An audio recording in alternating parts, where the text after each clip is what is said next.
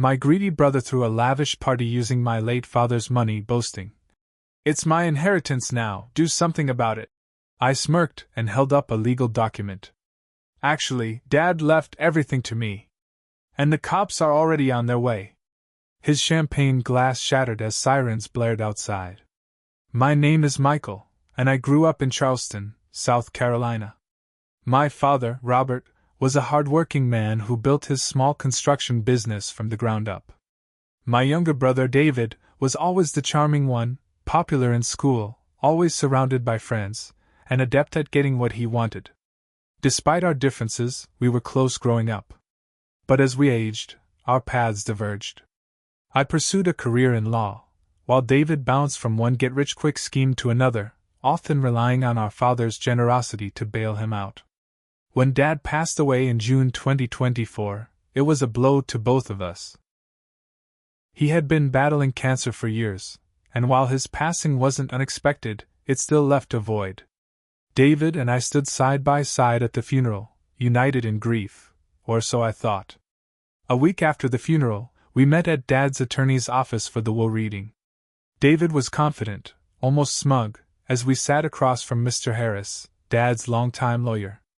"I, Robert Thompson, being of sound mind, do hereby bequeath all my assets, including my business, properties, and financial accounts, to my son, Michael Thompson."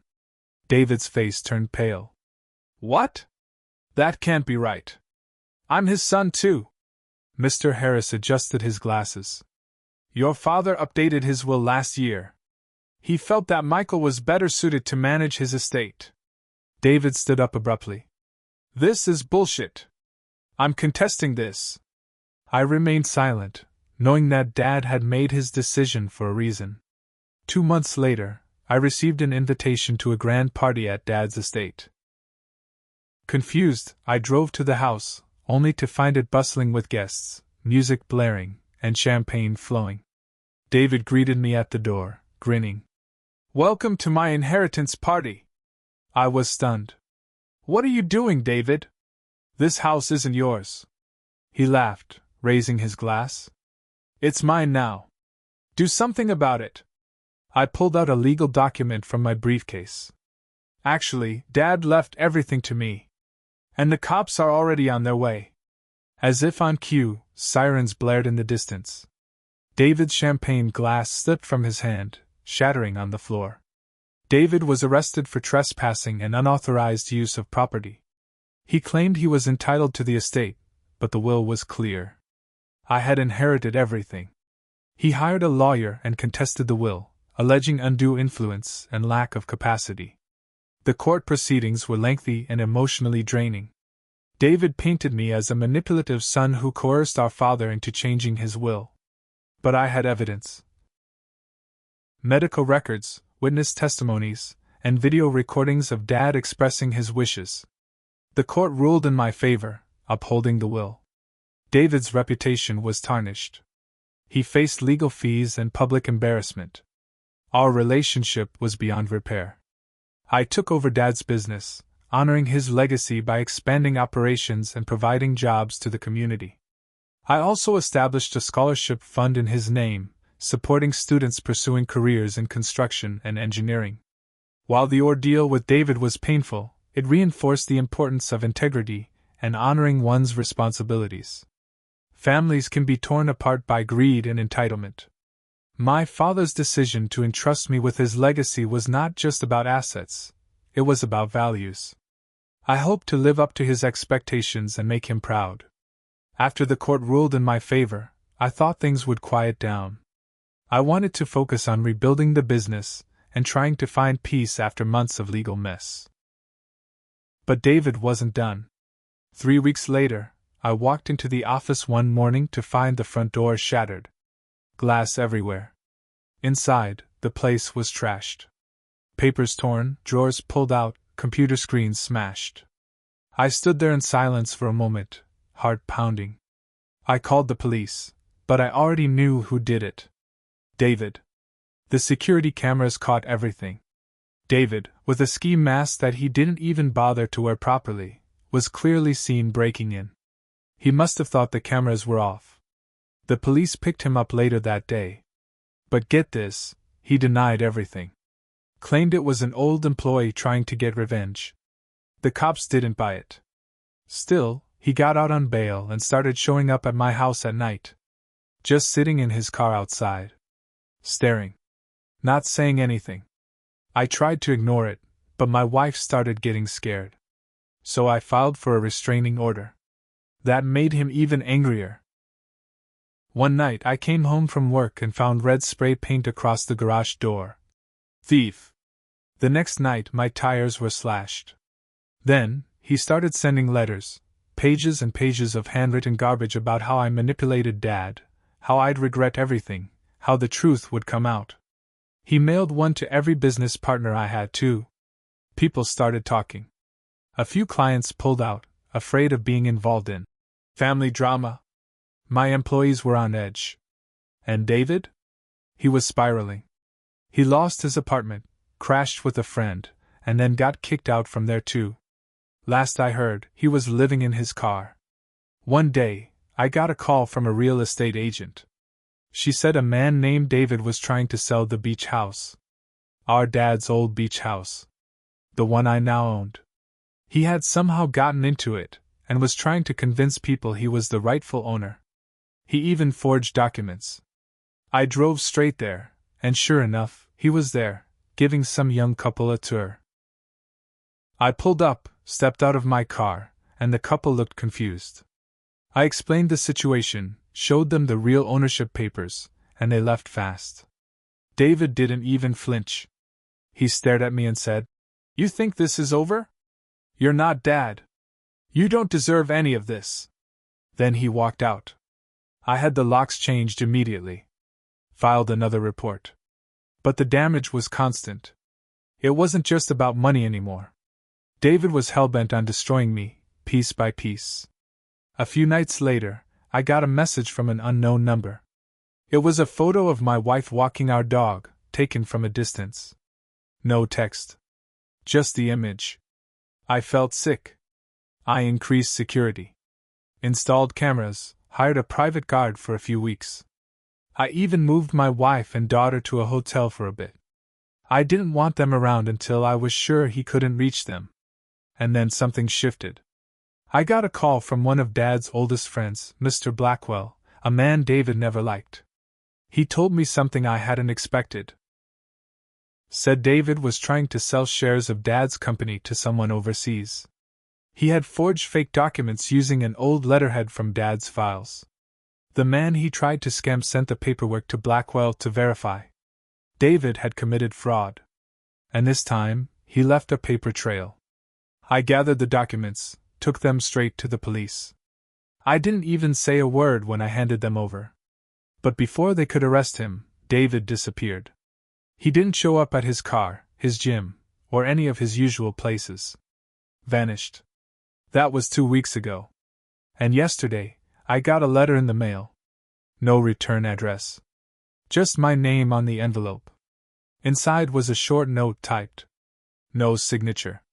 "You took everything from me. This isn't over. You'll never see me coming." I read it 3 times. My hands were shaking. I folded the note, placed it in a plastic bag, and drove straight to the police station. They opened a file. Again. But I knew deep down, David wasn't done. 2 days after that letter, I found my office building surrounded by news vans.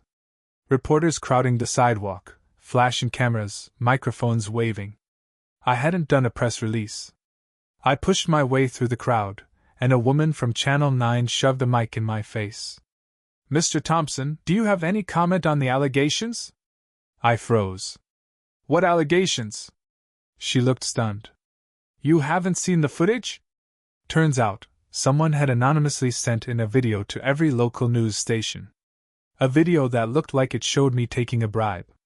Grainy footage, no sound, just me, someone who looked like me, accepting a briefcase from a man in a suit. It wasn't me. It was a deep fake. David had gone there. That night my phone blew up. Clients, business contacts, even my daughter's school board wanted to discuss my conduct. I spent hours on the phone with my lawyer. We traced the original upload to a proxy IP in Nevada. Dead end. But I knew who had the time, the motive, and the tech obsession to pull this: David. I made a public statement. Explained the video was doctored. Hired a digital forensics team to analyze it. But damage spreads faster than the truth. I lost 2 long-term contracts. Some people just believed what they saw. My employees started whispering. I had to do damage control constantly. At night I couldn't sleep. I'd lie in bed thinking of all the angles David could hit next. I checked locks 3 times before going to bed. I kept a bat by the door. My wife insisted we get a dog. I agreed. Then came the fire. It was 3:27 a.m. when the smoke alarm shrieked. I grabbed my daughter, my wife grabbed the dog, and we bolted out of the house in pajamas. The garage was engulfed. Flames dancing, neighbors shouting, sirens wailing. Fire department said it was likely arson. The security camera caught a figure in a hoodie tossing something over the gate before the feed cut out. He'd disabled the camera just before. But this time, he messed up. The neighbor across the street had a Ring camera. It caught the whole thing. The figure was blurry, but the build, the walk, it looked just like David. Police got a better image, and finally issued a warrant. But again, he was nowhere to be found. A few days later, I received an old shoebox on my front porch. No note, just a lighter and a burned photo of me and my dad. I felt sick. Then things got worse. My bank account froze. All of it. Company funds, personal savings, even my daughter's college account. I spent 3 hours with the bank only to find out someone had called in with the right credentials and claimed the account was compromised. Said I authorized the lockdown for security. I hadn't. David had somehow gotten my personal info, social, security questions, everything. He must have stolen documents during the office break-in or hacked my old emails. I spent the next week untangling the mess. Identity theft reports, freezing credit, changing passwords. But it didn't end there. The IRS came knocking. An audit. 3 years' worth of tax records. And wouldn't you know it, someone filed an anonymous tip claiming I'd been cooking the books. They even attached documents, falsified ones, with fake entries. It was endless. I thought about selling the company. Walking away. But that would mean he won. And I couldn't let that happen. Then came the twist I didn't expect. One morning I got a call from a woman named Sandra. She said she worked at a gas station outside Atlanta and that someone had tried to use a stolen credit card, my business card. She got suspicious because the man seemed paranoid, twitchy, and refused to take off his hood. She held on to the card, and when he left, she checked the name. Then Googled it. She found the news stories, my statement, and the contact info I'd posted for leads. She said she had the footage. She sent it to me. It was him. David. Alive, still in the country, still running scams. I sent it to the police. They reopened the search. Then I got a message. This time it was a voicemail. His voice. I told you this isn't over. You stole Dad's legacy. I'm taking yours. One piece at a time. Click. That was yesterday. Today, I got another package. Small, white, taped up tight. Inside, a single cufflink. My father's. One of the pair he wore every Sunday for 20 years. I kept them locked in my safe. I ran to the safe. The cufflink box was open. One was gone. Nothing else was missing. He had been inside my house. I didn't sleep that night.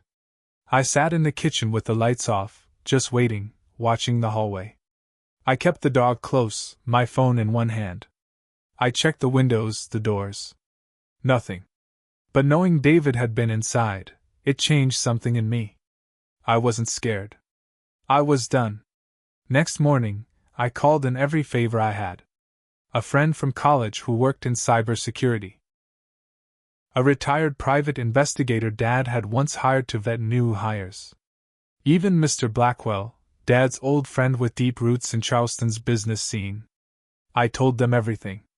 And I asked for help. We started with the IP trail from the deepfake video. We traced it from Nevada to Florida, then finally to a remote Airbnb cabin in the Smoky Mountains in Tennessee. A guy had booked it for a week under a fake name. Paid in cash. But he used the cabin's Wi-Fi, and that left a trail. It was David. I packed a bag, got in my truck, and drove 6 hours. I told my wife to stay with her sister until this was over. I didn't say where I was going. I just said, "It ends now." When I got to the cabin, it was dark. Quiet. I parked a few hundred feet away and walked up on foot. I had a flashlight and a bat. No weapons. I just wanted to see him face to face. The door was unlocked. Inside, it smelled like cheap beer and sweat. Pizza boxes, crushed cans, papers everywhere. In the corner, David sat at a laptop, headphones on. He didn't hear me come in. I didn't say anything at first. I just stared. He looked awful. Pale, thin, hair grown out and messy. Clothes dirty. He turned, and for a second, he looked like he'd seen a ghost. "Mike?" he croaked. "I know what you did," I said. "All of it. It's over." He stood up slowly, hands raised a little. "You gonna hit me with that thing?" "No," I said. "Not unless you make me." He laughed. Bitter, shaky. "You think this makes you better than me? Dad gave you everything. He never saw me. He gave me everything because you burned every bridge. You lied, stole, and twisted everything he gave you. Because I had to," he shouted. "You don't know what it's like to always be the screw-up. The disappointment." I felt my grip tighten on the bat. "You didn't have to try to ruin me. You broke into my house. You sent that photo of my wife. You burned my garage." He stared at the floor. "You took Dad from me." "No," I said. "You pushed him away."